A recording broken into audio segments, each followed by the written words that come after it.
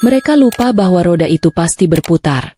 Istana yang mereka bangun di atas air mataku, akhirnya hancur oleh karma yang mereka tanam sendiri.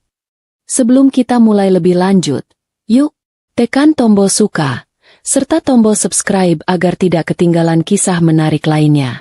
Dan jangan lupa absen asal kota Bapak Ibu di kolom komentar. Semoga rezeki kita semua dilancarkan, kesehatan kita diberkahi, dan keluarga kita selalu harmonis dalam lindungannya. Amin. Hidupku ini sebenarnya adem ayem saja. Aku, panggil saja Bunga, usianya sudah masuk kepala 5. Di umur segini, rasanya aku sudah di titik menikmati hidup. Suamiku, Bram, juga kelihatannya begitu. Kami sudah membangun rumah tangga ini puluhan tahun. Anak-anak sudah besar, sudah punya kehidupan sendiri. Tinggal kami berdua lagi di rumah, seperti pengantin baru, katanya. Tapi pengantin baru yang sudah mulai sering cek asam urat. Suamiku itu, Mas Bram, sibuknya minta ampun. Aku ini tipe istri yang percaya penuh. Bagiku, suami itu imam. Jadi waktu Mas Bram bilang mau buka cabang usaha transportasi, aku kasih modal tanpa banyak tanya. Dia bilang butuh dana talangan buat proyek pengadaan barang. Aku cairkan deposito. Bukan karena aku bodoh atau kelebihan uang, tapi bagiku, harta suami istri itu ya satu. Untuk keluarga juga, pikirku. Cuma ya itu, saking sibuknya, Mas Bram jadi sering keluar kota. Kadang 3 hari, kadang seminggu penuh. Kalau pulang, dia selalu bawa oleh-oleh. Entah itu batik dari Jogja, atau ikan asap dari Semarang. Tapi aku perhatikan, badannya makin hari makin kurus. Proyeknya berat, Dik. Katanya kalau aku tanya, pusing mikirin setoran dan gaji karyawan. Ya, sebagai istri, aku cuma bisa pijiti punggungnya dan siapkan air hangat. Aku maklum, cari uang di zaman sekarang memang tidak mudah. Cerita ini bermula bukan dari Mas Bram sebetulnya, tapi dari Rini. Rini ini teman lamaku. Teman arisan zaman anak-anak kami masih pakai popok dan suka berebut mainan. Kami sudah lama sekali putus kontak. Mungkin ada belasan tahun. Tahu-tahu, beberapa hari lalu, dia telepon aku. Katanya dia baru pindah rumah. Dan kagetnya aku, alamat yang dia kasih itu ternyata cuma beda kompleks dari rumahku. Wah, dekat sekali, Rin. Kayak jodoh ya kita. Kapan-kapan aku mampir ya? Kataku di telepon, tulus merasa senang. Jujur saja, aku agak malas keluar rumah siang-siang bolong. Matahari di luar itu rasanya seperti ada 5. Panasnya minta ampun.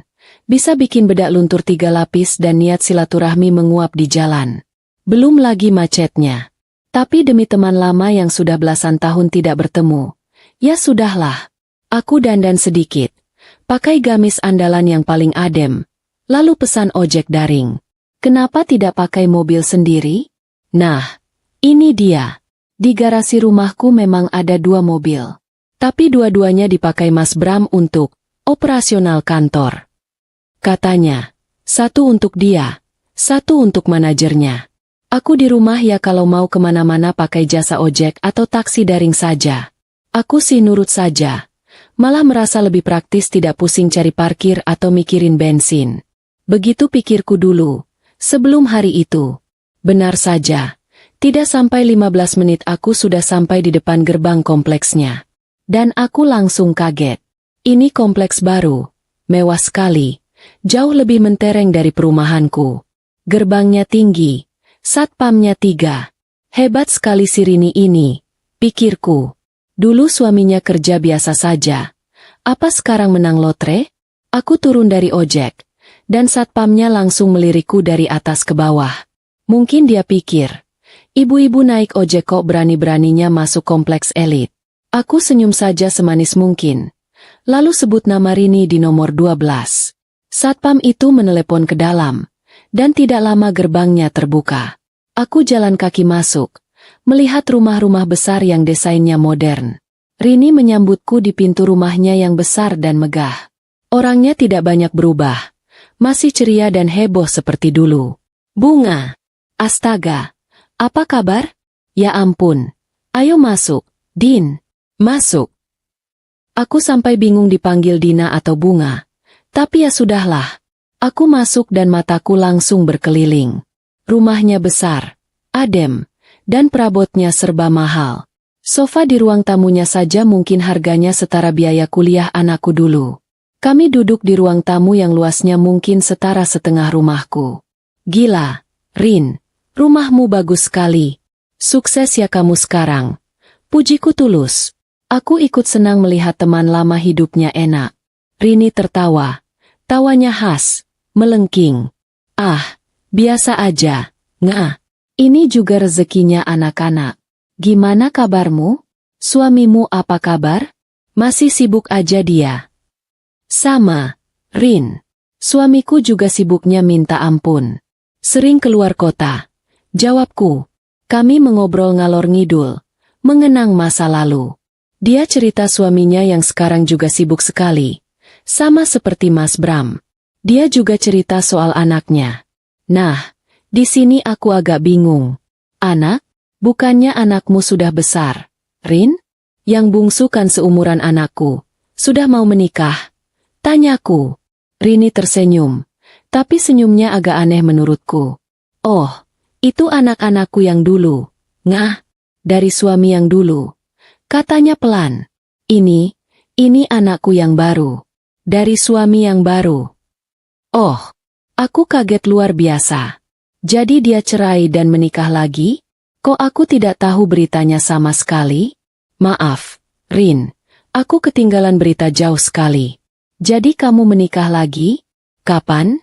Tanyaku, berusaha menutupi kagetku. Iya, ngah.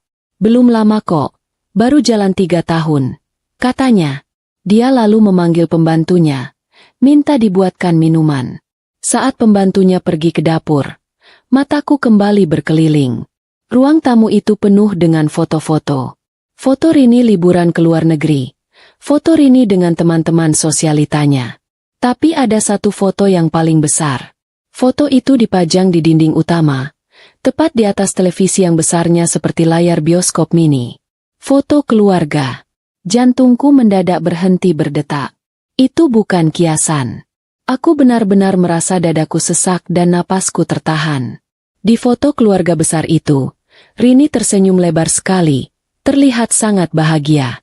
Di sampingnya, seorang pria memeluk pinggangnya dengan mesra.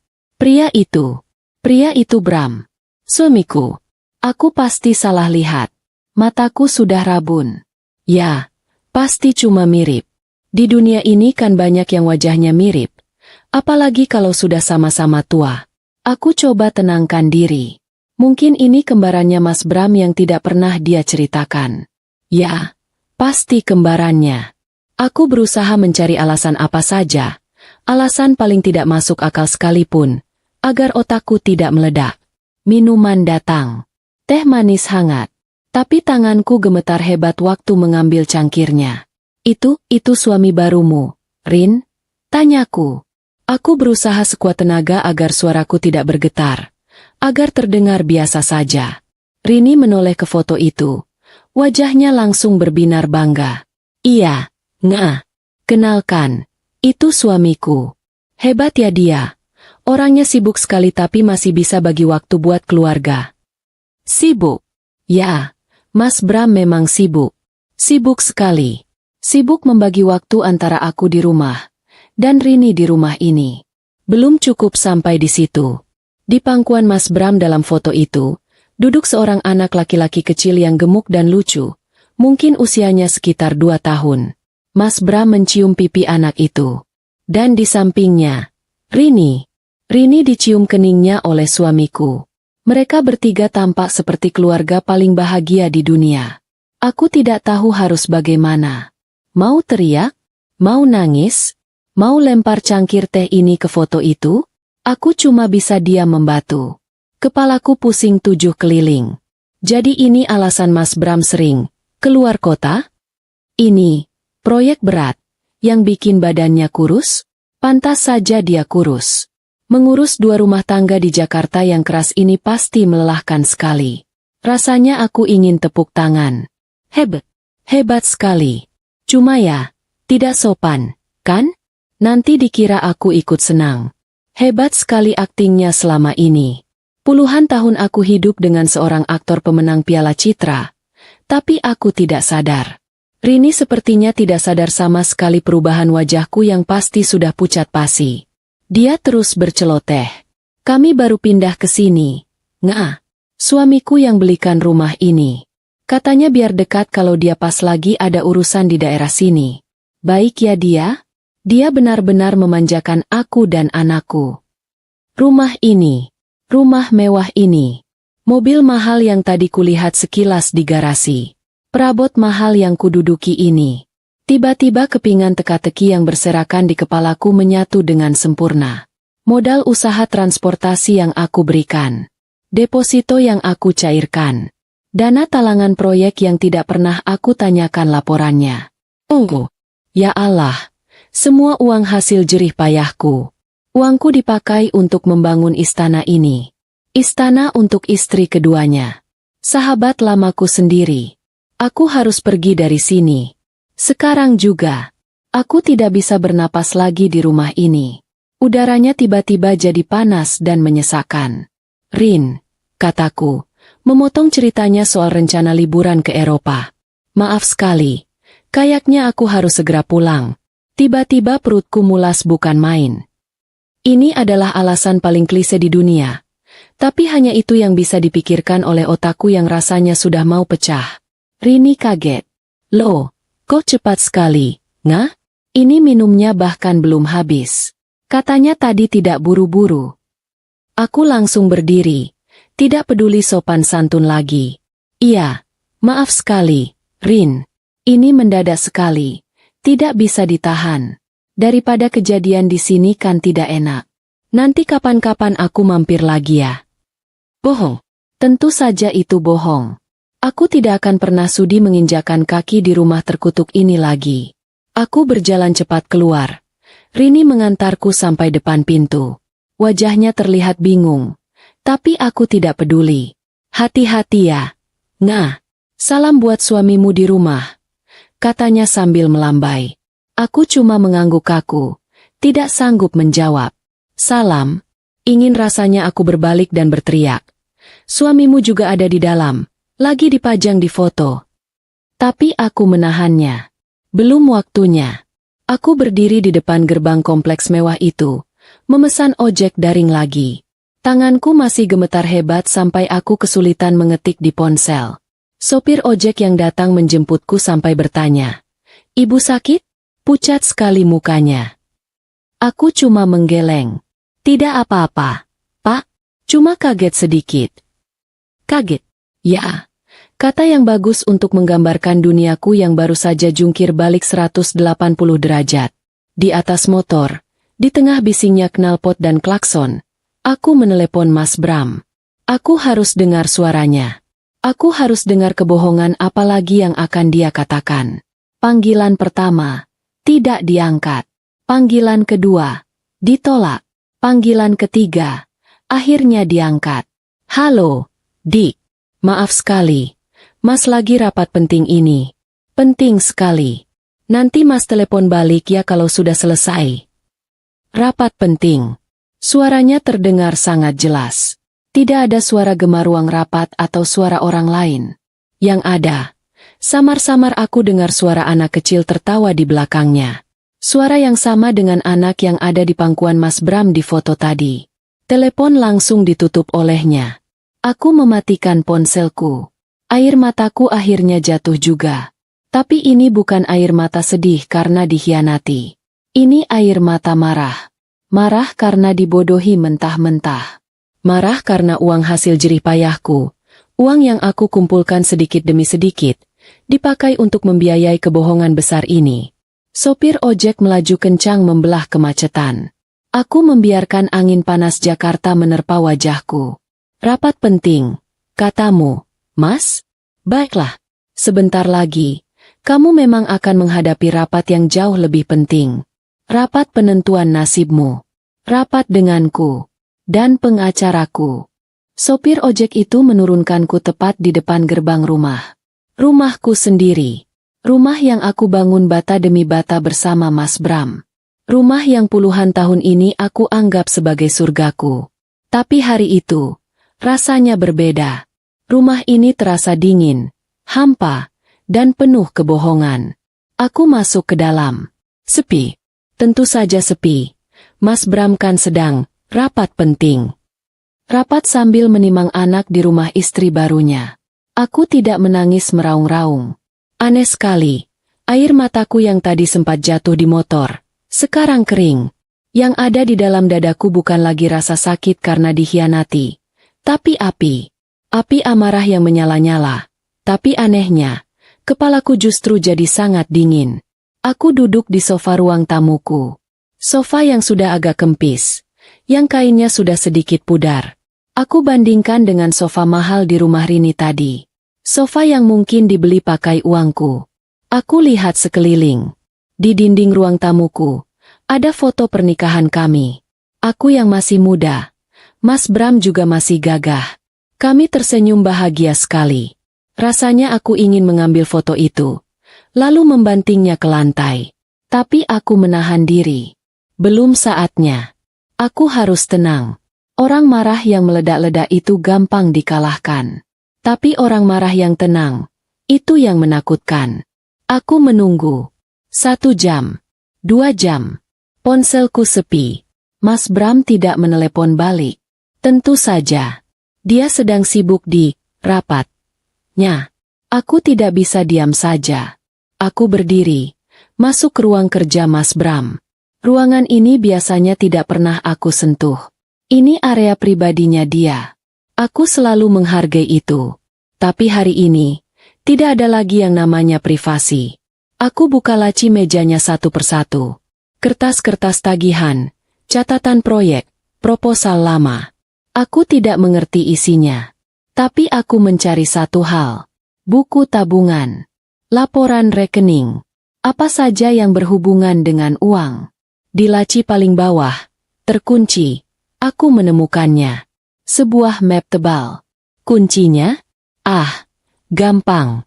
Mas Bram selalu meletakkan kunci cadangan di bawah pot kaktus palsu di mejanya. Dia pikir aku tidak tahu. Aku buka map itu. Jantungku berdebar lagi. Isinya bukan cuma satu buku tabungan atas nama dia. Ada beberapa. Dan ada tumpukan slip transfer. Mataku langsung tertuju pada satu nama penerima yang rutin muncul setiap bulan. Dengan jumlah yang sangat besar. Rini Anggraini. Bukan cuma itu. Ada slip pembayaran uang muka rumah. Rumah di kompleks elit tempat Rini tinggal. Atas nama siapa? Bramantio. Suamiku. Ada juga slip pembelian mobil mewah. Semua lunas. Semua dibayar tunai. Aku terduduk lemas di lantai ruang kerjanya. Jadi ini dia. Bukti nyata kemana perginya semua uangku. Modal usaha yang aku berikan. Deposito yang aku cairkan.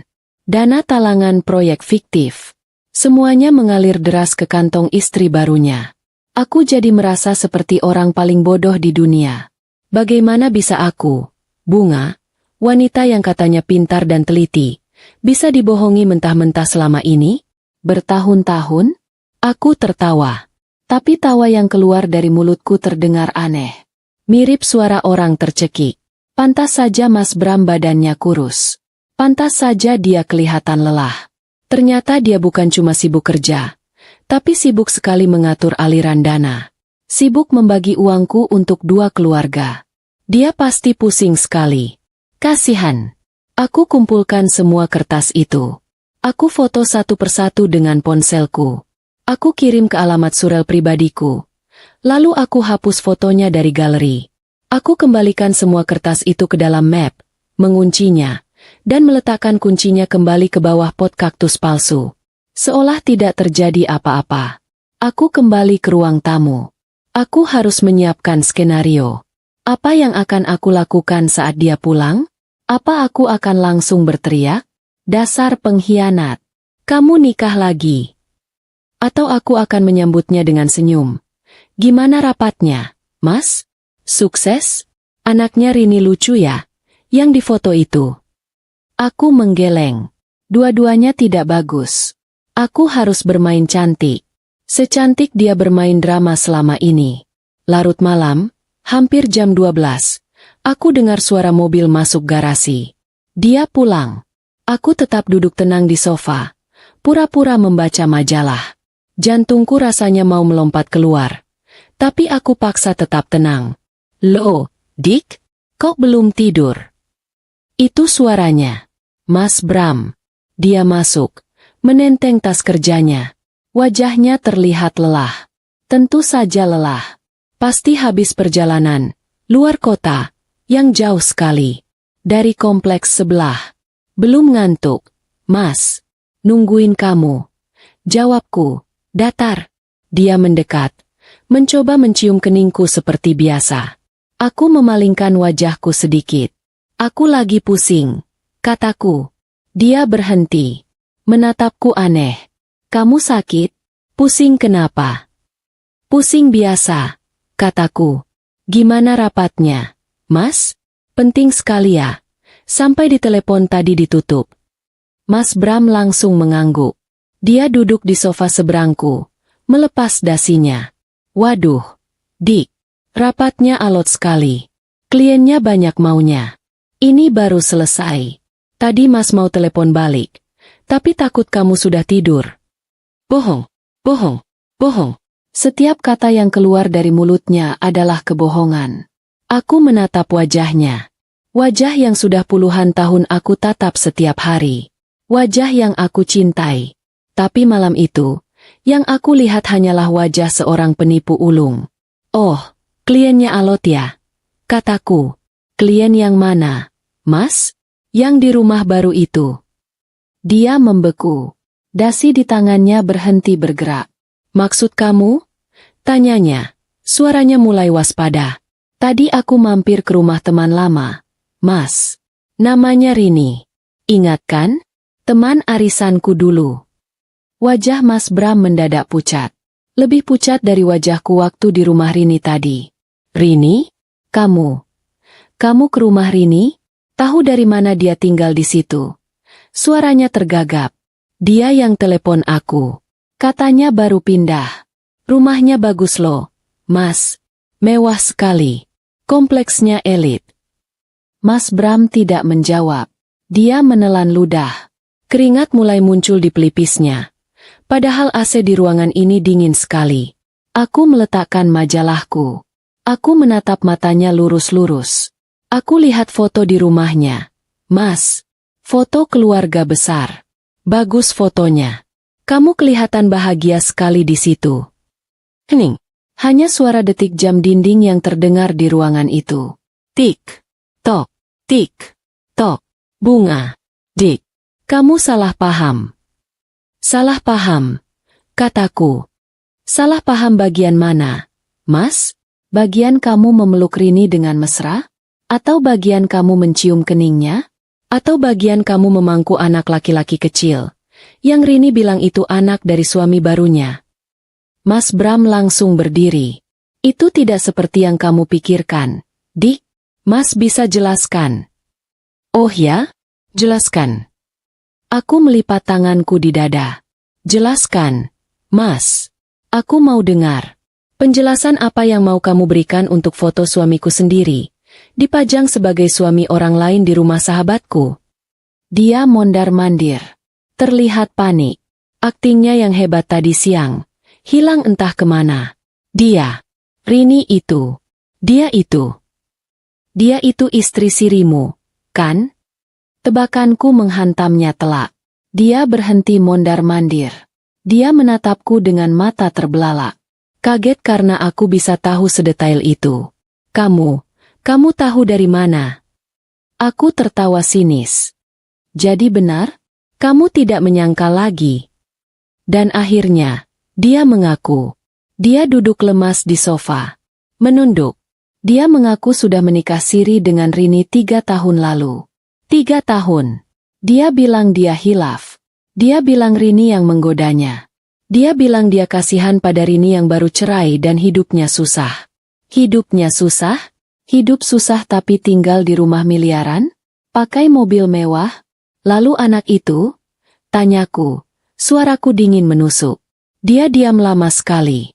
Lalu dia mengangguk pelan. Itu anak Mas. Rasanya seperti ada palu goda menghantam dadaku. 3 tahun. Dan sudah punya anak. Hebat sekali kamu, Mas. Hebat. Selama ini kamu main drama jadi suami sibuk, suami lelah, suami kurus karena mikirin proyek. Ternyata kamu kurus karena sibuk mengurus 2 keluarga. Maafkan Mas. Dik. Mas hilaf. Hilaf. Aku berdiri. Amarahku sudah tidak bisa kutahan lagi. Hilaf itu sekali. Mas, ini 3 tahun. 3 tahun kamu bohongi aku. 3 tahun kamu tidur denganku. Lalu tidur dengan dia. Itu bukan hilaf. Itu rencana. Aku berjalan ke arahnya. Dia terlihat takut. Dan rumah itu, mobil itu, kehidupan mewah dia, itu semua pakai uangku, kan? Pertanyaan ini adalah paku terakhir di peti matinya. Dia tidak bisa menjawab. Dia hanya diam menunduk. Bagi seorang pria, diam adalah jawaban, ya. Semua modal yang aku kasih, semua deposito yang aku cairkan, kamu pakai untuk membiayai pelacur itu. Jaga mulutmu, Bunga. Dia tiba-tiba berteriak, berdiri. Dia istriku juga. Istri? Istri yang merebut suami sahabatnya sendiri? Dan kamu? Suami yang menipu istrinya sampai habis-habisan? Kalian pasangan yang serasi. Napas kami berdua memburu. Kami saling berhadapan. Puluhan tahun pernikahan kami hancur lebur dalam 1 malam. Mas cinta sama kamu, Dik. Tapi Mas juga. Cukup, potongku. Aku tidak mau dengar lagi. Aku sudah muak. Aku menatapnya. Laki-laki yang dulu aku puja. Laki-laki yang aku layani sepenuh hati. Laki-laki yang sudah menguras tabunganku sampai kering.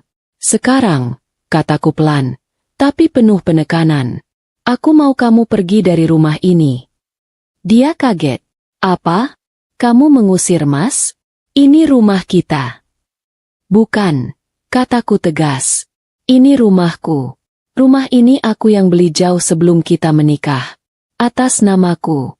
Kamu cuma menumpang di sini, Mas Bram. Dia terhuyung. Dia lupa. Dia lupa kalau rumah induk ini adalah warisan orang tuaku. Sekarang, ulangku. Ambil bajumu seperlunya. Dan pergi. Pergi ke rumah istri barumu itu. Rumah yang kamu beli pakai uangku. Bunga, jangan begini. Kita bisa bicarakan baik-baik. Tidak ada yang perlu dibicarakan lagi. Aku menunjuk ke pintu. Pergi. Sebelum aku panggil satpam untuk menyeretmu keluar. Mas Bram menatapku. Tidak percaya. Tapi dia melihat sesuatu di mataku. Dia melihat bahwa aku tidak main-main. Api di dadaku sudah membakar habis semua cinta yang tersisa. Malam itu, suamiku, Bramantio, keluar dari rumahku. Dia pikir, dia bisa hidup enak di istana barunya. Dia pikir, aku akan menangis, memohon dia kembali. Dia salah besar. Ini bukan akhir. Ini baru permulaan dari rapat penentuan nasib yang sesungguhnya. Dan di rapat itu, akulah yang akan memegang kendali. Setelah malam yang panjang itu, pagi akhirnya datang juga. Aku tidak tidur sama sekali. Aku duduk di sofa yang sama, menatap rumahku yang mulai terang. Aneh sekali rasanya. Suamiku sudah tidak ada di rumah ini. Tapi alih-alih merasa hancur, aku justru merasa lega. Udaranya terasa lebih bersih. Aku membuat kopi pahit. Sepahit kenyataan yang harus aku telan. Aku tahu ini belum selesai. Mengusir Mas Bram itu baru langkah pertama. Dia pasti akan mencari cara. Dan benar saja. Jam 8 pagi, ponselku berdering. Ibu mertuaku. Aku menarik napas panjang. Nah, ini dia. Bala bantuan sudah dipanggil. Mas Bram pasti langsung lari mengadu ke ibunya. Persis seperti dugaanku. Aku angkat telepon itu. Belum sempat aku menyapa dengan sopan. Suara melengking di seberang sana sudah langsung menghakimiku. Aku dibilang gila. Dibilang menantu durhaka karena berani mengusir suamiku sendiri. Aku bertanya, apa ibu mertuaku tahu apa yang sudah dilakukan anak kesayangannya? Jawabannya membuat telingaku panas. Alah, ibu tahu. Dia cuma nikah lagi, kan? Begitu saja kamu besar-besarkan. Dia bilang itu, cuma. Logikanya benar-benar di luar nalar. Menurutnya, laki-laki itu wajar menikah lagi. Daripada berbuat dosa, lebih baik nikah siri. Dia tidak mengerti, atau pura-pura tidak mengerti, bahwa berbohong puluhan tahun dan menguras harta istri itu juga dosa besar. Lalu keluarlah senjata pamungkasnya. Dia bilang ini semua salahku. Salahku, karena aku sudah tua. Salahku, karena aku tidak bisa memberinya keturunan lagi. Katanya, Rini masih muda dan bisa memberi Bram anak. Harusnya aku maklum. Darahku mendidih sampai ke ubun-ubun. Masalah keturunan dipakai alasan untuk membenarkan pengkhianatan. Anak-anak kami memang sudah besar. Tapi menjadikan itu alasan? Jahat sekali. Aku sudah tidak bisa menahan diri. Aku bilang padanya kalau aku tidak sopan. Itu karena dia sudah lebih dulu menghinaku dengan bilang aku tua dan pantas diduakan. Dia kaget. Selama ini aku selalu diam dan mengalah. Dia tidak menyangka menantunya yang penurut ini bisa melawan. Dia langsung menutup telepon dengan ancaman. Siang ini dia akan datang ke rumahku, membawa Mas Bram dan semua paman-pamannya.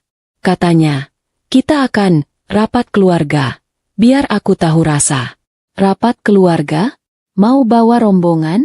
Dia pikir aku takut? Aku justru senang. Bagus. Biar semua keluarganya kumpul. Biar semua tahu kelakuan anak emasnya. Dan siapa yang selama ini membiayai hidupnya. Amarahku yang tadi malam sempat reda, kini menyala lagi. Lebih besar. Aku mandi, berdandan, dan memakai baju kerjaku yang paling bagus. Lipstikku kupakai yang paling merah. Aku bukan bunga yang menangis di ojek. Aku bukan bunga yang bisa diremehkan. Mereka mau rapat keluarga? Boleh. Aku segera menelepon Pak Yanto, Kepala Satpam Kompleks. Aku minta tolong agar nanti siang, hanya 2 orang yang boleh masuk, ibu mertuaku dan Mas Bram. Yang lain, paman-pamannya atau siapapun itu, suruh tunggu di luar gerbang. Alasannya? Rumah sedang direnovasi, banyak debu, tidak baik untuk orang tua. Pak Yanto langsung setuju. Setelah itu, aku berjalan ke ruang kerja Mas Bram. Aku buka lagi laci terkunci itu. Aku keluarkan semua bukti yang aku temukan semalam. Slip transfer ke Rini. Bukti bayar DP rumah. Tagihan mobil mewah. Aku mengambil dokumen aslinya. Aku tata semua kertas itu di atas meja tamu. Rapi. Seperti sedang menyiapkan bahan presentasi. Humor. Ini dia humornya. Mereka menyebutnya rapat keluarga, untuk menghakimiku. Aku menyebutnya, rapat pemegang saham, untuk memecat direktur yang korupsi. Aku duduk di sofa, menunggu rombongan sirkus itu datang. Jam 1 siang, tepat, terdengar ribut-ribut di depan gerbang. Aku lihat dari jendela. Benar saja, 3 mobil penuh rombongan keluarga Mas Bram. Pak Yanto menjalankan tugasnya dengan baik, menahan mereka di luar. Terjadi adu mulut. Aku tertawa kecil. Drama di depan gerbang. 15 menit kemudian, hanya 2 orang yang masuk. Ibu mertuaku, dengan wajah merah padam. Dan Mas Bram, menunduk di belakangnya. Kelihatan lelah sekali. Mungkin semalam tidak bisa tidur di sofa rumah ibunya. Kasihan. Begitu masuk, ibu mertuaku langsung menyemburku. Marah-marah karena keluarganya ditahan di luar. Aku menjawab santai, bilang rumah sedang renovasi, takut paman-paman nanti batuk kena debu. Dia mendengus kesal, lalu langsung ke intinya. Dia mau aku minta maaf pada Bram dan menyuruhnya pulang. Masalah ini harus ditutup. Aku menatapnya, lalu menatap Mas Bram. Minta maaf untuk apa? Katanya, karena aku mengusir suami itu dosa besar. Aku balas, Kalau suami menipu istri dan mengambil uangnya untuk istri baru, itu namanya apa? Prestasi? Wajah Mas Bram makin pucat. Ibu mertuaku masih membela. Dia bilang Bram itu kerja keras. Oh, ya. Aku mengambil tumpukan kertas di meja. Kalau begitu, ibu bisa jelaskan ini apa? Aku sodorkan semua slip itu ke depan wajahnya. Slip transfer ke Rini. Slip DP rumah mewah. Slip pembelian mobil. Semuanya, pakai uang dari rekening bersama yang isinya uangku. Mata ibu mertuaku membelalak melihat nama, Rini Anggraini, dan angka 0 yang begitu banyak. Dia goyah. Dia menoleh ke Bram, meminta penjelasan. Tapi anaknya hanya membuang muka. Dia masih mencoba berkilah, menuduhku mengada-ada. Aku memintanya untuk menyuruh Mas Bram bersumpah di depannya. Kalau ini semua bukan uangku. Suasana jadi tegang. Pembelaannya soal laki-laki wajar. Langsung mental begitu melihat bukti uang. Mas Bram akhirnya bersuara. Tergagap bilang dia bisa ganti. Aku tertawa. Ganti pakai apa? Pakai daun? Uangnya saja tidak ada. Uangnya itu uangku. Ibu mertuaku berteriak. Bilang ini cuma masalah uang. Uang bisa dicari. Yang penting keutuhan rumah tangga. Dia masih ngotot menyuruh Bram minta maaf. Aku bilang, aku tidak butuh maafnya. Aku mau rapat ini selesai. Dia tidak mengerti. Aku pertegas. Mas Bram sudah aku usir. Dan dia tidak akan pernah kembali lagi ke rumah ini. Itu keputusanku. Dia mengancamku. Dia bilang aku mau jadi janda. Aku akan malu. Aku balas dengan tenang. Lebih malu mana? Jadi janda terhormat? Atau jadi istri yang dibodohi, dikuras hartanya, dan disuruh maklum oleh mertuanya sendiri? Ibu mertuaku terdiam. Kalah telak. Aku berdiri. Aku bilang rapatnya selesai. Aku mempersilakan dia pulang bersama anak kesayangannya. Kasihan paman-pamannya sudah menunggu lama di luar. Aku menunjuk ke pintu. Ini kedua kalinya dalam 2 hari aku mengusir orang. Rasanya memuaskan. Dia berdiri, penuh amarah. Dia mengancamku lagi. Bilang aku akan menyesal, tua sendirian, dan tidak ada yang mau sama janda tua. Aku cuma bilang, kita lihat saja nanti siapa yang akan menyesal. Mereka berjalan ke pintu. Tapi sebelum Mas Bram keluar, aku memanggilnya. Dia berhenti, menoleh penuh harap. Mungkin dia pikir aku berubah pikiran. Aku tersenyum manis sekali. Mas, kataku, jangan lupa, kembalikan semua uangku. Setelah ibu mertuaku dan Mas Bram pergi, rumahku kembali sunyi. Aku berdiri di ruang tamu, memandangi meja yang penuh dengan kertas-kertas bukti pengkhianatan itu. Ancamannya masih terngiang di telingaku. Kamu akan menyesal, Bunga. Kamu akan tua sendirian. Tidak ada yang mau sama janda tua. Aku tersenyum getir. Janda tua. Sendirian. Bisa jadi. Menyesal? Aku rasa tidak. Yang akan menyesal adalah mereka. Mereka yang sudah salah memilih lawan. Mereka pikir aku ini perempuan lemah yang hidupnya bergantung pada status, istri. Mereka lupa. Status itu hanya tempelan. Isinya adalah aku, Bunga, yang bekerja keras jauh sebelum aku bertemu Mas Bram. Selama ini aku diam.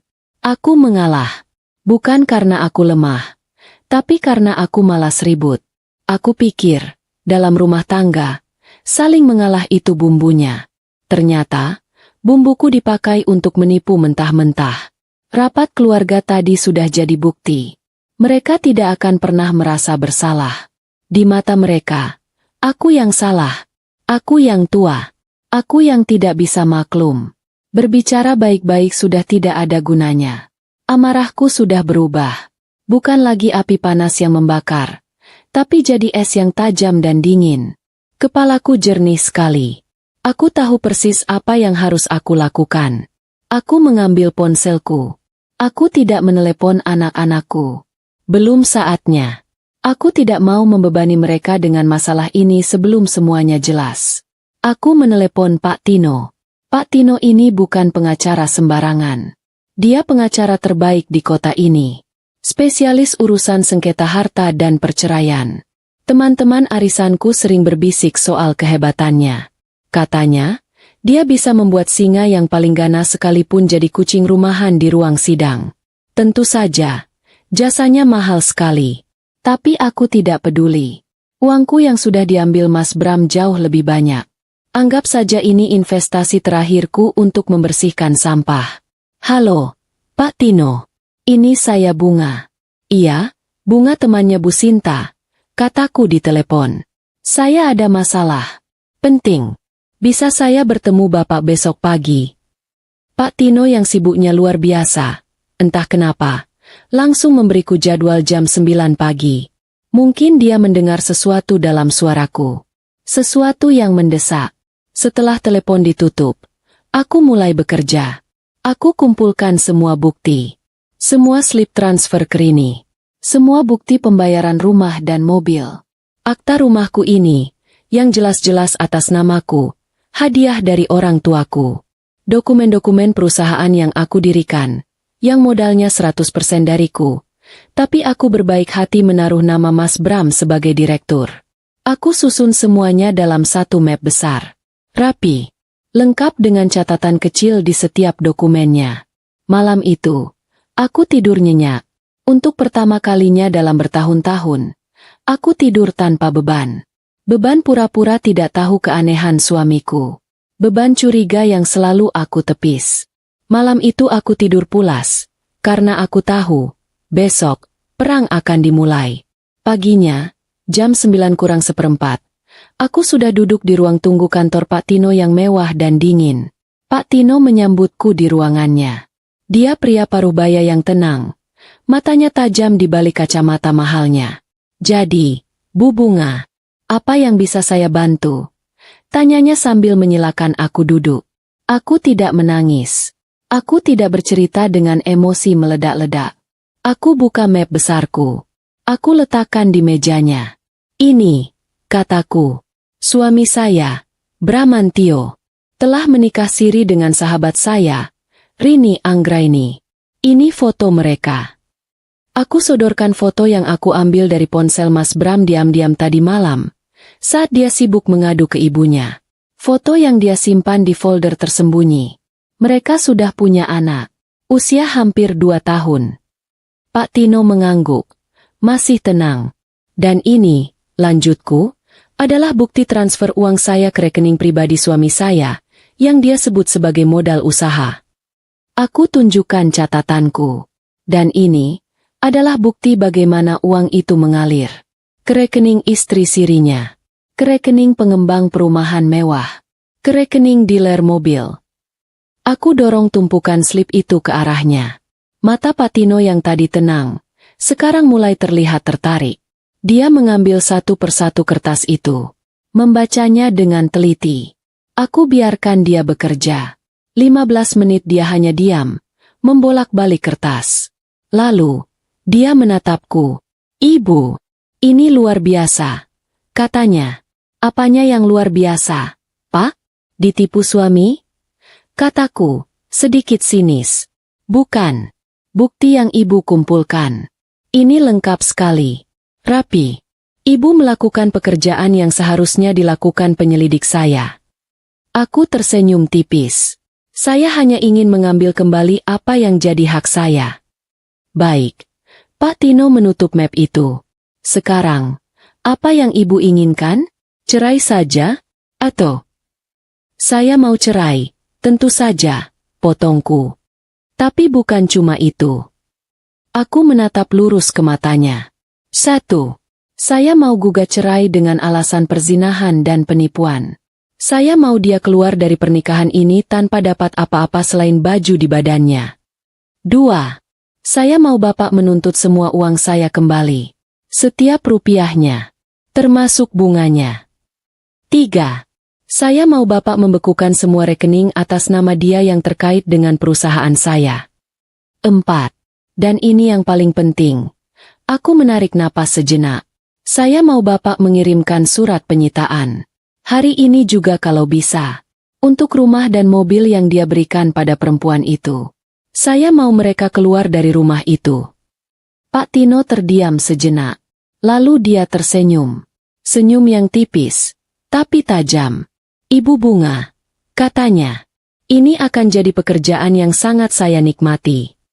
Bagus, kataku sambil berdiri. Saya tidak peduli biayanya berapa. Lakukan secepatnya. Saya akan siapkan surat-suratnya hari ini. Janjinya. Aku berjalan keluar dari kantor pengacara itu. Udara pagi terasa segar sekali. Matahari bersinar cerah. Langkahku terasa ringan. Ancaman ibu mertuaku kemarin kembali terngiang. Kamu akan tua sendirian. Aku tertawa kecil sambil berjalan menuju mobilku. Mungkin aku akan tua sendirian. Tapi yang jelas, aku akan tua sebagai perempuan kaya yang damai. Bukan sebagai istri bodoh yang hartanya habis dikuras. Rapat keluarga sudah selesai. Rapat dengan pengacara sudah selesai. Sekarang, saatnya mengirimkan surat tagihan. Aku tidak langsung pulang ke rumah setelah dari kantor Pak Tino. Perutku tiba-tiba terasa lapar. Aneh sekali. Puluhan tahun aku hidup. Baru kali ini aku sadar kalau amarah yang sudah di jalur yang benar itu bisa bikin lapar. Aku mampir ke sebuah kafe. Aku pesan sop buntut dan es teh manis. Aku makan dengan tenang, pelan-pelan. Aku menikmati setiap suapnya. Orang-orang di sekitarku sibuk dengan urusan mereka. Tidak ada yang tahu kalau perempuan yang sedang asyik makan sop buntut ini baru saja menyalakan bom waktu. Selesai makan, aku merasa lebih segar. Beban di pundakku rasanya sudah terangkat separuh. Pak Tino benar-benar menepati janjinya. Dia bukan pengacara kaleng-kaleng yang cuma banyak bicara. Jam 2 siang, saat aku sedang menyetir mobilku dengan santai sambil mendengarkan radio, ponselku bergetar. Pesan singkat dari Pak Tino. Isinya profesional, tim sudah bergerak, surat pembekuan rekening perusahaan sudah dikirim ke bank, dan surat somasi serta pemberitahuan sita aset sedang dalam perjalanan ke alamat Rini. Singkat, padat, dan sangat memuaskan. Jantungku berdebar sedikit lebih cepat. Bukan karena takut, tapi karena antisipasi. Ini dia. Aku membayangkan wajah Rini. Sahabatku. Perempuan yang mungkin saat ini sedang bersantai di sofa empuk rumah mewah itu. Rumah yang dibeli pakai uangku. Mungkin dia sedang menyuapi anaknya. Atau menunggu Mas Bram pulang membawa uang belanjaan, yang juga uangku. Aku membayangkan sebuah mobil asing berhenti di depan gerbangnya. Beberapa pria berpenampilan serius akan turun, mengetuk pintu, dan menyerahkan amplop coklat besar. Senyum manis Rini akan langsung hilang begitu dia membaca isinya. Dia akan tahu bahwa rumah yang dia tinggali dan mobil yang dia pakai akan disita. Karena semuanya dibeli dengan uang hasil penggelapan. Uang milikku. Aku tertawa kecil di dalam mobil. Selamat menikmati surat cintanya, Rini. Aku sampai di rumah. Suasananya masih sama. Tapi kali ini, sunyi yang aku nikmati.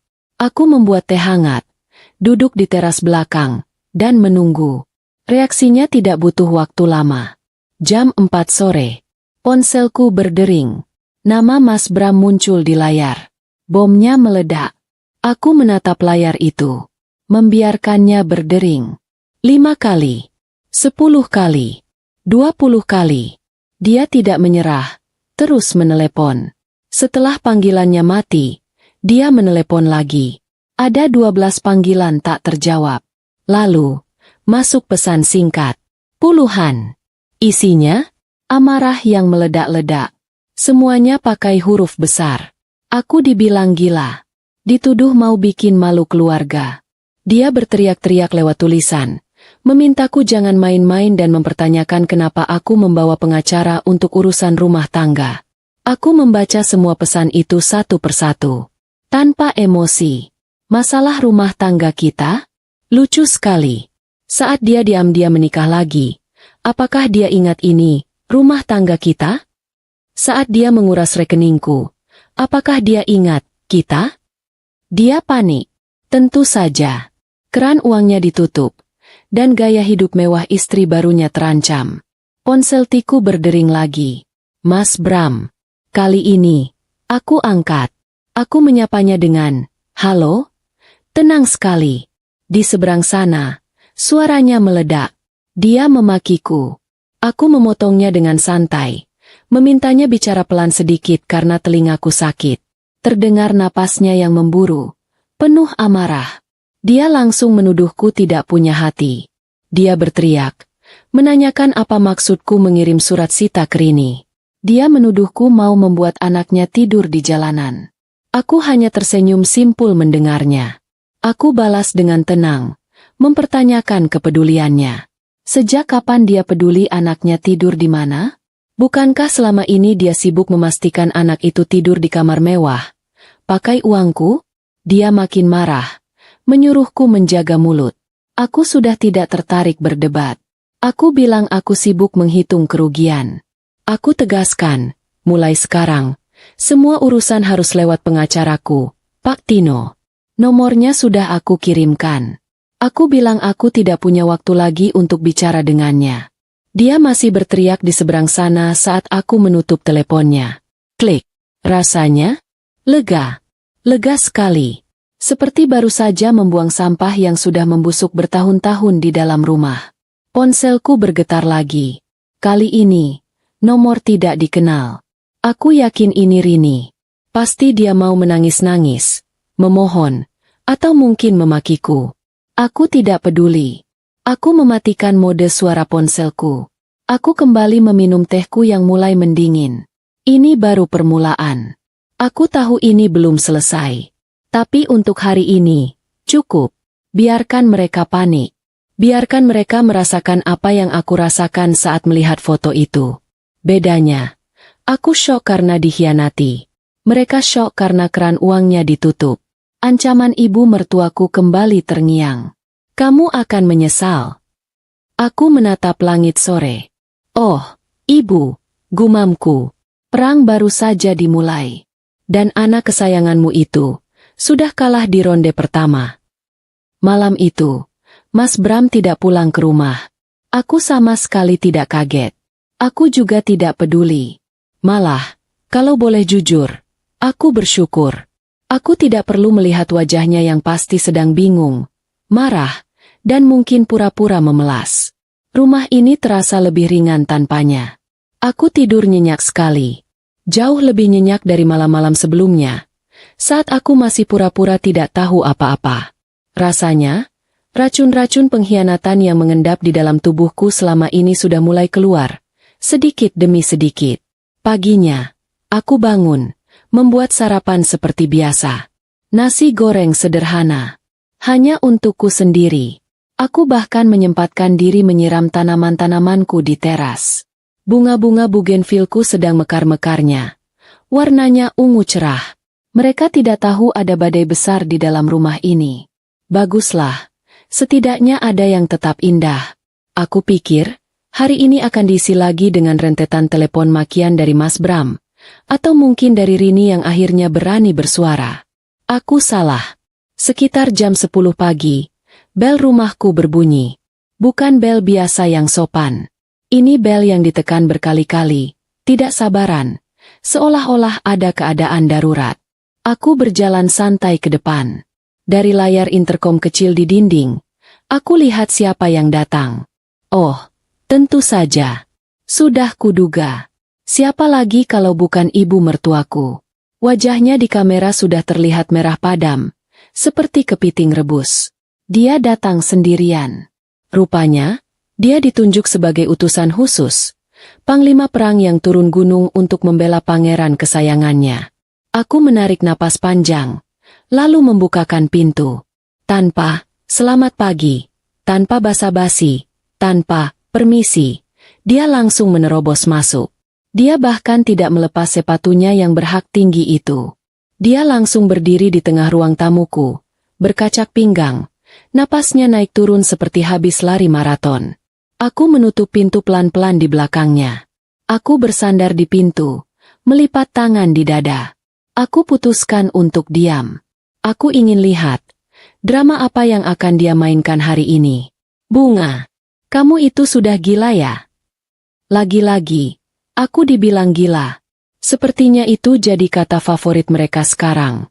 Kemarin Mas Bram, Hari ini ibunya kompak sekali. Aku hanya mengangkat satu alisku. Tidak menjawab. Kamu mau menghancurkan anakku? Hah? Kamu mau bikin dia miskin? Kamu mau mempermalukan ibunya? Ibumu sendiri. Dia mulai ceramahnya. Panjang sekali. Seperti kereta api. Intinya, semua ini salahku. Salahku, karena aku sudah tidak seperti dulu lagi. Salahku, karena aku terlalu sibuk mengurus bisnis. Katanya, aku jadi perempuan yang dingin, kaku, yang cuma peduli soal uang dan keuntungan. Aku tidak lagi melayaninya dengan hangat. Dia bilang, wajar kalau Mas Bram mencari kebahagiaan lain. Aku hampir tertawa mendengarnya. Wajar? Jadi, kalau suami merasa istri sibuk bekerja untuk menopang hidup mereka juga, dia, wajar, berkhianat? Logika dari mana itu? Lalu, dia masuk ke bagian favoritnya. Menyalahkan aku karena tidak bisa mengurus suami. Dia bilang aku tidak becus jadi istri. Mas Bram itu laki-laki. Bunga. Laki-laki normal. Dia butuh diperhatikan. Dia butuh dilayani. Kalau di rumah dia dicuekin. Kalau di rumah istrinya bau bawang terus. Ya jelas dia cari perhatian di luar. Cari yang wangi. Aku diam saja. Aku biarkan dia mengeluarkan semua unek-uneknya. Semua amarahnya yang tertahan. Aku jadi kasihan melihatnya. Dia datang ke sini, dengan emosi meluap-luap, bukan untuk mencari solusi. Bukan untuk menengahi. Dia datang murni untuk membela anaknya yang jelas-jelas salah. Di matanya, anaknya adalah pangeran tanpa dosa. Akulah si penyihir jahat yang harus disadarkan. Dia tidak sadar. Pangerannya itu sudah mencuri uang si penyihir untuk membiayai selingkuhannya. Terus Rini bagaimana? Dia perempuan baik-baik, sopan, lemah lembut. Tidak seperti kamu. Dia sudah memberi Bram anak, keturunan. Sesuatu yang sudah tidak bisa kamu berikan lagi. Bunga. Akhirnya keluar juga. Kartu truf andalan mereka.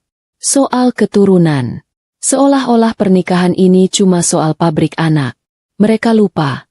Dua anakku yang sudah dewasa itu juga anak Mas Bram. Darah dagingnya.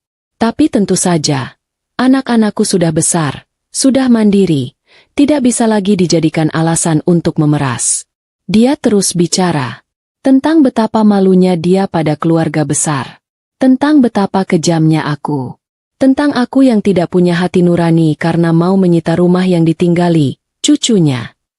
Lucu sekali, cucu yang baru dia akui sekarang, setelah tahu rumahnya mau disita. Selama 3 tahun ini, kemana saja dia? Setelah sekitar 15 menit dia bicara tanpa jeda, aku sampai kagum dengan napasnya yang panjang. Dia akhirnya berhenti. Mungkin tenggorokannya kering. Atau mungkin dia kehabisan bahan makian. Dia menatapku. Matanya melotot. Menunggu reaksiku. Menunggu aku menangis. Memohon maaf. Berlutut. Atau mungkin balas memakinya. Dia ingin ada drama. Aku tidak melakukan semua itu. Aku berjalan pelan ke dapur. Sengaja aku buat gerakanku santai. Aku ambil segelas air putih. Bukan air hangat. Air biasa saja. Aku letakkan di meja di depannya. Minum dulu, Bu. Kataku, datar. Nanti ibu darah tinggi. Kalau ibu pingsan di sini, repot urusannya. Reaksinya persis seperti yang aku duga. Dia makin marah. Wajahnya yang tadi merah, sekarang jadi ungu. Dia pasti kaget karena aku tidak terpancing. Kamu malah mengejek ibumu. Kurang ajar kamu. Ibu, kataku, nadaku tetap tenang, tapi tegas. Ibu sudah selesai bicaranya. Dia terdiam. Mulutnya masih terbuka sedikit. Kaget. Kalau sudah, sekarang giliran aku. Tapi aku tidak akan bicara banyak. Cuma satu hal. Aku menatap lurus ke matanya. Mata yang tadi melotot. Sekarang terlihat bingung. Masalah ini bukan lagi urusanku dengan Mas Bram. Apalagi urusan ibu. Masalah ini sudah jadi urusan pengacaraku, Pak Tino. Wajahnya berubah. Dari marah, jadi bingung. Jadi, lanjutku, kalau ibu mau membela anak kesayangan ibu, atau mau memperjuangkan hak cucu baru ibu itu, silakan. Tapi jangan bicara denganku. Aku mengambil kartu nama Pak Tino dari laci meja. Kartu nama yang kemarin aku siapkan. Aku letakkan di samping gelas air putih tadi. Bicara sama dia. Dia yang akan mengurus semuanya. Semua tuntutan, semua kerugian, semua aset. Dia yang bicara. Ibu mertuaku menatap kartu nama itu. Lalu menatapku. Dia tidak percaya dengan apa yang dia lihat dan dengar. Dia pasti mengira aku akan memohon-mohon agar Mas Bram kembali. Dia mengira aku, seperti perempuan lain yang dia kenal, takut jadi janda di usia tua. Dia salah besar. Dia meremehkan aku. Kamu mengusirku. Suaranya bergetar. Bukan lagi marah, tapi lebih ke syok. Aku tidak mengusir, Bu. Aku cuma memberitahu. Pembicaraan kita sudah selesai. Tidak ada lagi yang perlu dibahas, kataku. Aku berjalan ke arah pintu. Aku membukanya lebar-lebar. Silakan, Bu. Aku masih banyak pekerjaan. Itu puncaknya. Ibu mertuaku membanting gelas air putih itu ke lantai. Pecah berantakan. Airnya membasahi karpet. Dasar menantu durhaka. Tidak tahu diri. Dia berjalan keluar sambil mengucap sumpah serapah. Dia bilang aku anak durhaka. Menantu tidak tahu diri. Dan tentu saja, dia bilang aku akan menyesal seumur hidupku. Aku hanya diam di depan pintu. Melihatnya berjalan tergesa-gesa keluar gerbang. Mungkin dia mau langsung melapor ke anak kesayangannya. Setelah dia hilang di tikungan, aku menutup pintu. Aku menguncinya. Aku mengambil sapu dan pengki. Aku membersihkan pecahan beling di lantai satu persatu. Hati-hati. Sambil menyapu, aku berpikir. Rapat keluarga? Selesai. Pembelaan mertua? Selesai. Mereka semua sama saja. Satu keluarga. Mereka tidak melihat ada yang salah dengan perbuatan Mas Bram. Yang salah adalah aku, yang berani-beraninya menghentikan aliran uang. Yang salah adalah aku, yang tidak mau diam saja saat diinjak-injak. Aku selesai membersihkan lantai. Rumahku kembali bersih. Kembali sunyi. Dan aku makin yakin.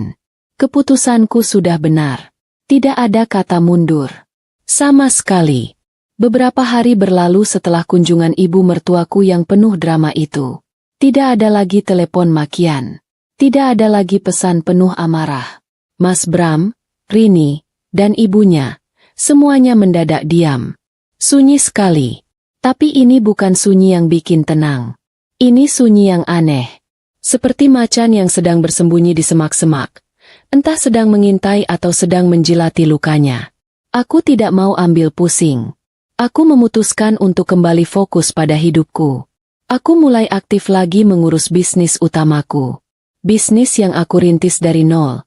Jauh sebelum aku menyerahkan satu cabangnya pada Mas Bram. Bisnis yang jadi sumber uang yang mereka nikmati selama ini. Aku rapat dengan timku. Aku memeriksa pembukuan. Aku menyapa karyawan-karyawanku. Rasanya menyenangkan. Kembali ke dunia yang aku kuasai. Aku sadar, selama ini aku terlalu asyik jadi istri di rumah. Sampai lupa kalau aku ini sebenarnya seorang pebisnis. Kesibukan ini membuatku lupa sejenak pada masalah pribadi. Sampai akhirnya, sore itu, Pak Tino menelepon. Suaranya di telepon terdengar profesional. Tapi aku bisa menangkap ada sedikit nada geli di sana. Dia memberiku laporan. Laporannya sangat indah. Pertama, pembekuan rekening perusahaan yang dipegang Mas Bram sukses total. Semua aksesnya ditutup. Dia tidak bisa menarik uang sepeser pun. Pak Tino bilang, suamimu kaget sekali, Bu. Dia pasti tidak menyangka ibu bisa secepat ini. Kedua, tim audit sudah masuk ke perusahaan itu. Dan benar saja, dugaanku tidak meleset. Banyak sekali keanehan. Banyak pengeluaran besar tanpa bukti yang jelas. Semua mengalir ke satu rekening. Rekening pribadi Mas Bram. Uang itu jelas dipakai untuk membiayai rumah, mobil, dan gaya hidup Rini. Kita punya bukti kuat sekali, Bu Bunga, kata Pak Tino. Posisi kita di atas angin. Aku tersenyum tipis. Tentu saja. Lalu, Pak Tino menceritakan bagian yang paling menarik. Mas Bram rupanya sudah menyewa pengacara. Tapi sepertinya, dia menyewa pengacara seadanya. Mungkin pengacara yang biasa mengurus sengketa tanah warisan di kampung.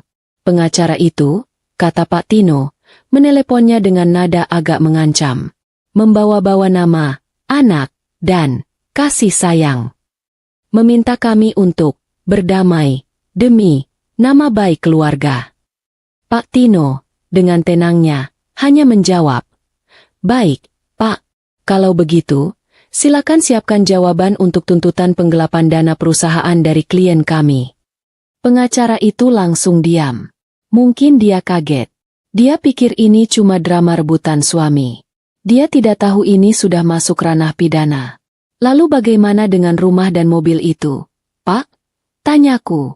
Ah, itu bagian terbaiknya, jawab Pak Tino.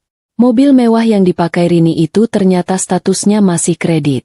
Dan tebak siapa yang namanya dipakai untuk kredit? Aku. Mas Bram memalsukan tanda tanganku untuk pengajuan kredit. Pak Tino sudah mengurusnya. Dia sudah menghubungi pihak leasing, menunjukkan bukti pemalsuan tanda tangan. Pihak leasing tentu saja marah besar. Kemarin siang, kata Pak Tino, mobil itu sudah ditarik paksa. Bu, saya dengar, ada drama sedikit. Istri kedua suami ibu itu katanya menangis-nangis di jalan, tidak rela mobilnya diambil. Aku membayangkannya. Rini, sahabatku yang lemah lembut itu, menangis di depan umum karena mobilnya ditarik. Aku tidak merasa kasihan. Rumahnya bagaimana? Rumah itu dibeli kontan. Pakai uang perusahaan. Lanjut Pak Tino. Itu murni aset perusahaan yang digelapkan. Surat peringatan pertama sudah kami kirim. Mereka punya waktu 1 minggu untuk mengosongkan rumah itu secara sukarela. 1 minggu. Kalau mereka tidak mau keluar, kita seret paksa. Bu, kita punya surat perintah pengadilan. Aku menutup telepon dengan perasaan ringan. Semuanya berjalan sesuai rencana. Malamnya, ponselku bergetar. Sebuah pesan masuk. Dari nomor yang tidak aku kenal. Tapi aku tahu ini siapa. Isinya panjang sekali. Berparagraf-paragraf. Itu adalah pesan dari Rini. Dia tidak memakiku. Dia menangis. Aku bisa merasakan air matanya dari tulisan itu. Dia memohon-mohon padaku. Dia bilang dia hilaf. Dia bilang dia tergoda. Dia bilang dia juga korban. Dia menyalahkan Mas Bram. Dia bilang Mas Bram berjanji akan segera menceraikanku. Berjanji akan menikahinya secara resmi. Berjanji akan membelikannya dunia. Dia bilang Mas Bram sekarang berbeda.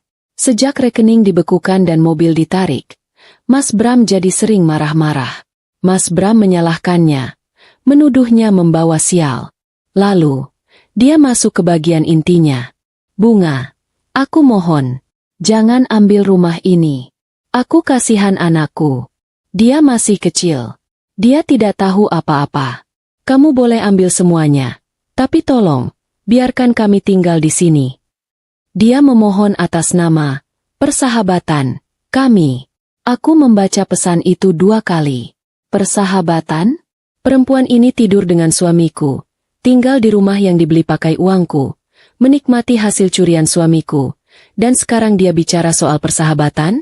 Tanganku tidak gemetar. Hatiku tidak sakit lagi. Aku hanya merasa jijik. Aku tidak membalas pesannya. Aku meneruskan pesan itu ke Pak Tino. Aku hanya mengetik 1 kalimat di bawahnya. Pak, ini untuk arsip. Tolong abaikan. Aku meletakkan ponselku. Aku berjalan ke balkon kamarku. Udara malam ini terasa sejuk. Derita mereka baru saja dimulai. Dan itu bukan lagi urusanku. Urusanku sekarang adalah memastikan aku mendapatkan kembali semua yang menjadi hakku. Dan setelah itu, memulai proses perceraian. Aku sudah siap. 1 minggu berlalu. Tepat 7 hari sejak Pak Tino mengirimkan surat peringatan pengosongan rumah. Selama seminggu itu, Rini tidak berhenti mengirimiku pesan. Setiap hari, pagi, siang, malam, isinya makin lama makin kacau. Dari yang awalnya memohon, berubah jadi menyumpahiku. Dia bilang aku tidak punya hati, bilang aku iri dengan kebahagiaannya. Dia bahkan mengancam akan bunuh diri dan membawa anaknya. Aku tidak membalas satupun. Semuanya langsung aku teruskan ke Pak Tino sebagai bukti. Mas Bram? Dia diam 1000 bahasa. Tidak ada telepon. Tidak ada pesan. Pengecut. Seperti biasa. Dia pasti sedang sibuk menyalahkan Rini. Atau mungkin ibunya.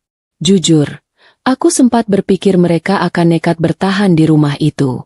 Di hari ke-8, aku sengaja tidak kemana-mana. Aku menunggu kabar di rumah. Sekitar jam 11 siang, ponselku berbunyi. Petino. Selamat siang, Bu Bunga. Sapanya. Tumben sekali. Suaranya terdengar lebih bersemangat dari biasanya. Siang, Pak. Ada kabar?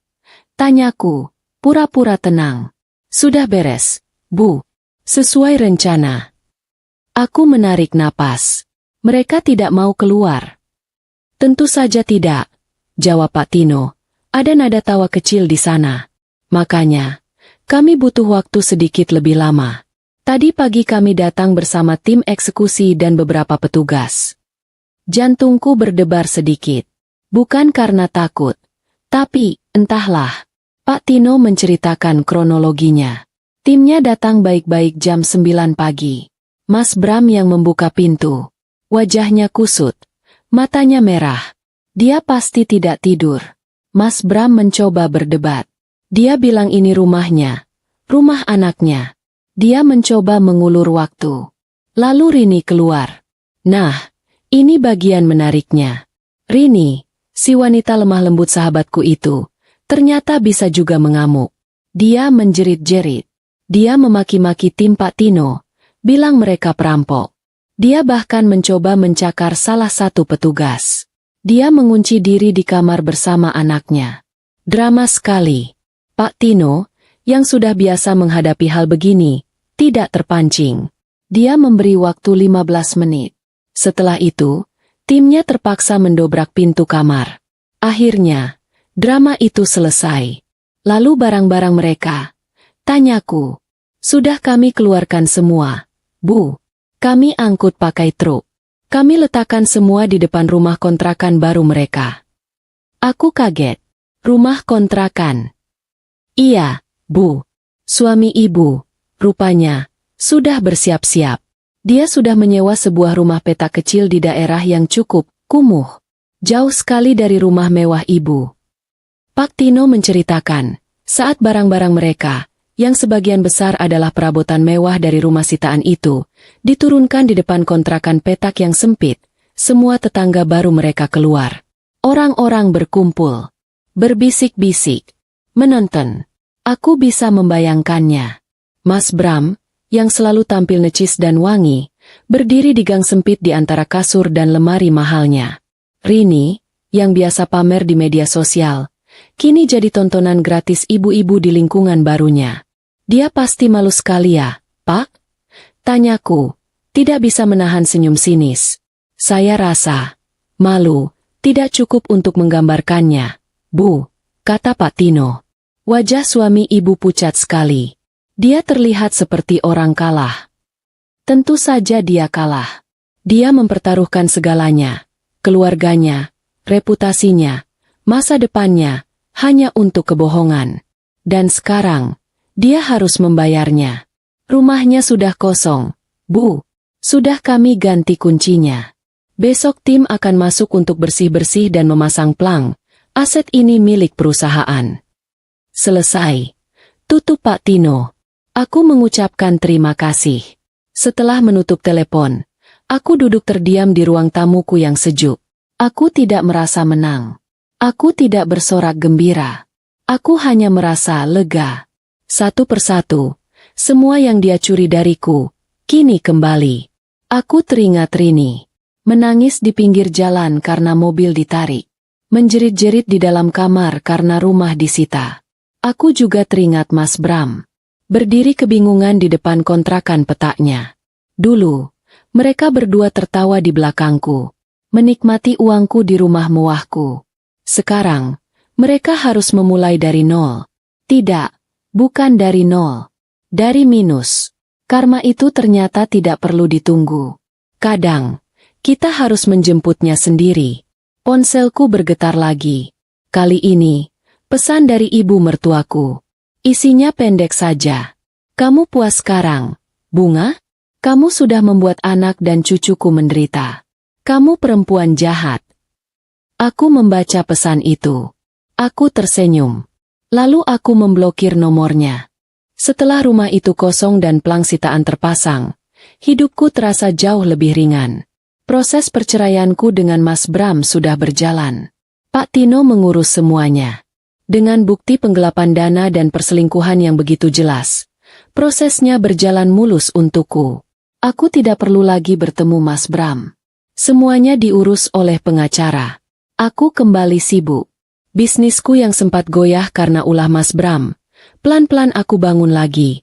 Aku tutup lubang-lubang yang dia buat. Aku tata ulang keuangannya. Aku bekerja keras, tapi aku bahagia. Rasanya seperti baru sembuh dari penyakit menahun. Aku pikir, ceritaku dengan mereka sudah selesai. Aku sudah mendapatkan kembali hakku, dan aku akan segera bebas. Ternyata, aku salah. Cerita mereka, bagian penderitaan mereka, baru saja dimulai. Sekitar sebulan setelah pengosongan rumah, Pak Tino memberiku laporan lagi. Kali ini bukan soal hukum, tapi lebih ke kabar burung. Pak Tino punya jaringan yang luas. Dia tahu saja apa yang terjadi di luar sana. Mas Bram, katanya, hancur lebur. Dia mencoba mencari pekerjaan di perusahaan lain. Tentu saja tidak ada yang mau terima. Di kota ini, lingkaran pebisnis itu sempit. Kabar soal dia menggelapkan uang perusahaan istrinya sendiri sudah tersebar kemana-mana. Siapa yang mau mempekerjakan orang dengan catatan seperti itu? Dia mencoba menghubungi teman-teman lamanya. Teman-teman yang dulu sering dia traktir makan mewah, yang sering dia ajak main golf. Tidak ada satupun yang mengangkat teleponnya. Tentu saja, saat uangmu habis, teman-temanmu yang palsu juga ikut habis. Akhirnya, dia terpaksa menjual sisa perabotan mewah yang mereka bawa ke kontrakan. Lemari besar, sofa kulit, meja makan yang bagus-bagus. Dijual murah, yang penting jadi uang. Kenapa? Karena dia tidak punya pemasukan sama sekali. Lalu, bagaimana dengan Rini? Si sahabatku? Oh, ini bagian yang paling ironis. Cinta sejati mereka yang katanya menggebu-gebu itu, ternyata langsung padam begitu keran uang ditutup.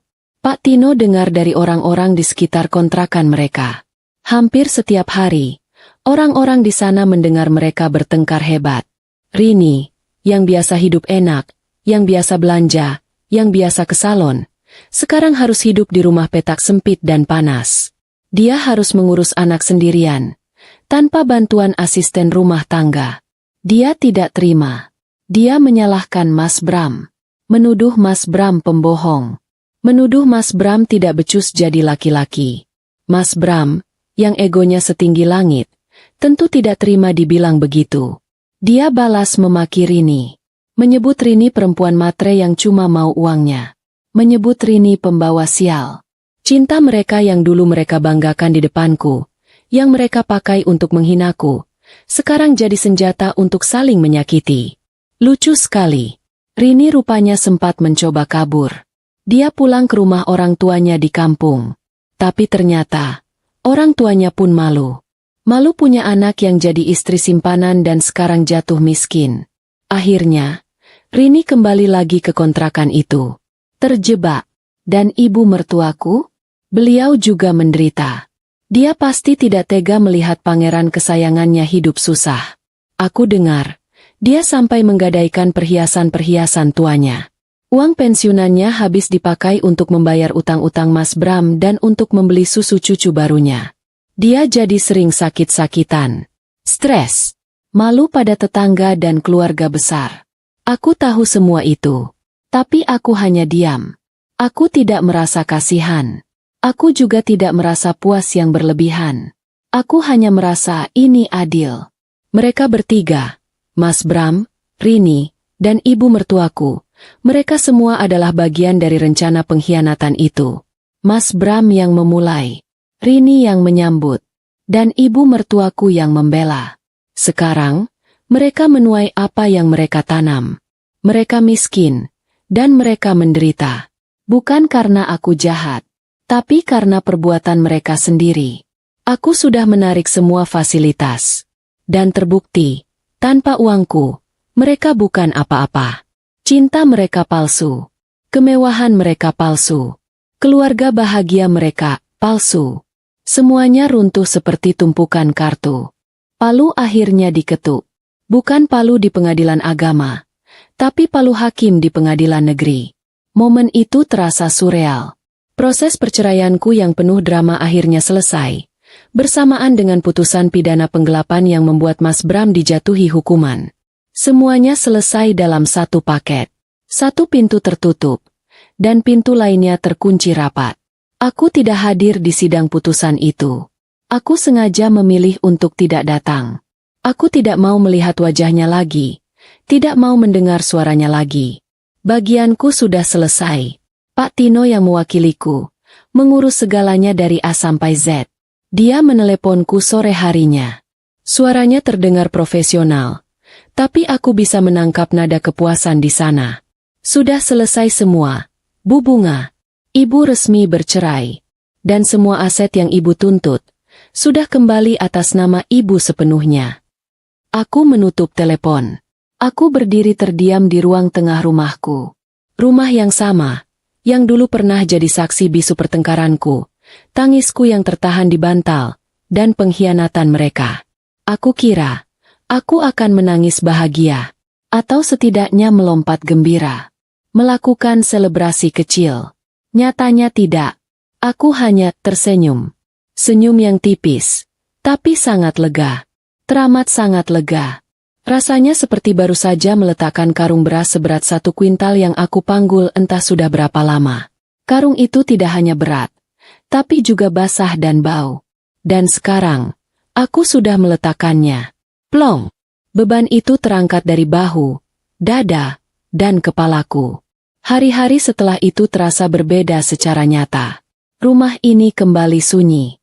Tapi sunyinya beda sekali. Dulu, ini sunyi yang mencekam. Sunyi yang penuh rahasia dan dusta. Sunyi yang membuatku was-was setiap kali mendengar suara pintu terbuka. Sekarang, ini sunyi yang damai. Sunyi yang aku pilih sendiri. Sunyi yang bisa aku nikmati. Aku mulai menata ulang hidupku. Secara harfiah. Aku merombak total kamar tidur utamaku. Itu adalah langkah pertamaku. Kasur yang dulu aku pakai bersama Mas Bram, aku sumbangkan. Aku tidak mau lagi tidur di atas kenangan buruk. Aku ganti semua perabotannya. Lemari, meja rias, semuanya baru. Aku cat ulang dindingnya dengan warna baru yang lebih cerah dan segar. Ini kamarku sekarang. Milikku 100%. Saat aku masuk, udaranya terasa beda. Bisnisku berjalan lancar. Roda kembali berputar. Aku tidak lagi pusing memikirkan uang yang bocor entah kemana. Tidak ada lagi laporan palsu. Aku bisa melihat dengan jelas kemana perginya setiap rupiah. Semuanya terkendali di tanganku. Mengurus bisnis ternyata jauh lebih mudah saat tidak ada pengkhianat di dalamnya. Anak-anakku, yang selama ini tinggal di luar kota untuk kuliah, tampak lebih tenang saat mereka pulang berlibur. Mereka tidak bilang apa-apa, tapi aku tahu mereka merasakannya. Energi negatif di rumah ini sudah hilang. Kami bisa makan malam sambil tertawa lepas. Saling ejek, cerita hal-hal konyol di kampus. Sesuatu yang sudah lama sekali tidak terjadi. Dulu, makan malam selalu tegang. Selalu ada HP yang disembunyikan. Selalu ada telepon kantor yang harus diangkat di luar. Sekarang, semua itu lenyap. Aku tidak pernah lagi mendengar kabar soal Mas Bram, Rini, atau ibu mertuaku. Dan aku benar-benar tidak peduli. Pak Tino bilang, Mas Bram harus menjalani hukuman di penjara.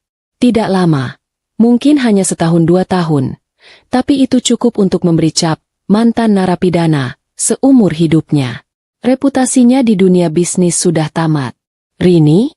Entahlah, mungkin dia kembali ke orang tuanya di kampung, menanggung malu. Mungkin dia mencari Mas Bram yang lain untuk jadi sandaran. Itu bukan lagi urusanku. Keberadaan mereka sudah tidak penting lagi bagiku. Kadang, aku duduk sendirian di teras belakang, minum teh di sore hari, menikmati angin. Aku teringat diriku yang dulu, yang begitu percaya, yang begitu naif, yang menyerahkan segalanya atas nama cinta dan bakti istri. Yang rela menggelontorkan modal tanpa bertanya terlalu banyak. Yang bodoh. Aku teringat foto di rumah Rini. Foto keluarga palsu itu. Foto yang menghancurkan hatiku, tapi sekaligus foto yang menyelamatkan hidupku. Kalau aku tidak melihat foto itu, mungkin sampai sekarang aku masih hidup dalam kebohongan. Aku tidak membenci mereka lagi. Amarahku sudah habis. Rasa sakit hatiku sudah kering. Aku hanya merasa biasa saja. Mereka seperti orang asing yang pernah mampir sebentar di hidupku, membuat kekacauan besar, lalu pergi. Seperti badai yang merusak, tapi setelahnya, udara jadi bersih. Teman-temanku kadang bertanya, Bunga, kamu tidak kesepian? Sendirian di rumah sebesar ini. Aku tertawa mendengarnya. Kesepian? Kalian tidak tahu saja. Dulu, waktu masih ada Mas Bram di rumah ini, waktu aku masih jadi istrinya, aku jauh lebih kesepian. Kesepian itu adalah saat kita duduk berdua di sofa, tapi hati kita entah di mana. Kesepian itu adalah saat kita tidur seranjang, tapi punggung saling berhadapan. Itu jauh lebih menyiksa. Sekarang aku tidak sendirian. Aku punya diriku sendiri. Aku punya ketenanganku. Aku sadar, kebahagiaan itu bukan soal punya suami di samping kita. Bukan soal status, menikah, di KTP. Bukan soal seberapa banyak uang yang kita punya. Uang memang penting. Aku tidak munafik. Uangku adalah senjataku. Tanpa uang itu, mungkin aku yang akan terusir dan menderita. Uang memberiku kekuatan untuk melawan. Tapi setelah semuanya kembali, setelah aku menguasai lagi hartaku, aku sadar satu hal. Yang paling berharga dari semua ini bukanlah rumah yang kembali, bukan mobil-mobil di garasi, bukan perusahaan yang kembali untung. Yang paling berharga adalah kedamaian batinku. Bisa tidur nyenyak di malam hari tanpa curiga. Bisa bangun pagi tanpa rasa cemas. Bisa bernapas lega tanpa beban pengkhianatan di dada. Bisa melihat cermin dan menghargai diriku sendiri. Itu adalah kemewahan yang sesungguhnya. Kemewahan yang tidak bisa dibeli. Aku sudah menarik semua fasilitas dari mereka. Aku membuat mereka miskin dan menderita. Tapi itu bukan tujuanku. Itu hanya akibat. Itu adalah bonus dari alam semesta. Tujuanku yang sebenarnya adalah mengambil kembali hidupku. Mengambil kembali harga diriku, ketenanganku, dan masa depanku. Dan sekarang, aku sudah mendapatkannya. Utuh.